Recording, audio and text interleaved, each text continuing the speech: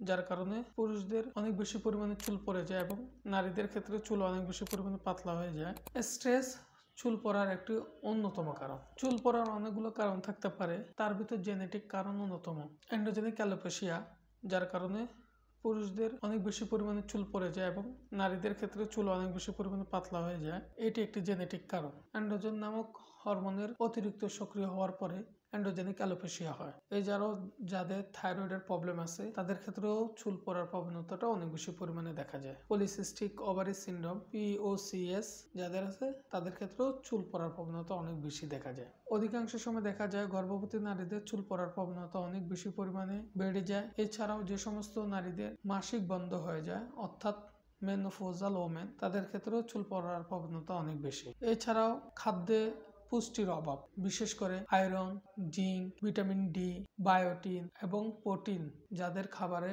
থাকে না বা বেশি পরিমাণ এই সমস্ত খাবারের ঘাটতি থাকে তাদের ক্ষেত্রে চুল পড়ার প্রবণতা অনেক বেশি। মাঝে মাঝে চিকিৎসার পার্শ্ব প্রতিক্রিয়া হিসেবে চুল পড়ার প্রবণতাটা আমরা অনেকের মাঝে লক্ষ্য করি। সাধারণত যাদের কেমোথেরাপি দেওয়া হয় তাদের ক্ষেত্রে চুল পড়ে যায়। এছাড়াও যারা অ্যান্টিডিপ্রেসেন্ট ওষুধ নেয় তাদের ক্ষেত্রে চুল পড়ার প্রবণতা অনেক বেশি লক্ষ্য করা যায়। যারা জন্ম নিয়ন্ত্রণ পিল নেয় তাদের ক্ষেত্রেও চুল পড়ার প্রবণতা অনেক সময় লক্ষ্য করা গেছে। স্ট্রেস চুল পড়ার একটি অন্যতম কারণ। যারা স্ট্রেসফুল লাইফ লিড করে এবং ঠিকভাবে রাত্রে ঘুমায় না, যাদের লাইফস্টাইল সঠিকভাবে মেনটেন করে না, তাদের চুল অনেক বেশি পরিমাণে পড়ে। এছাড়াও কিছু চর্মরোগের ক্ষেত্রে চুল পড়া অনেক বেশি পরিমাণ বেড়ে যায়। এর ভিতর সেবরিক ডার্মাটাইটিস অন্যতম।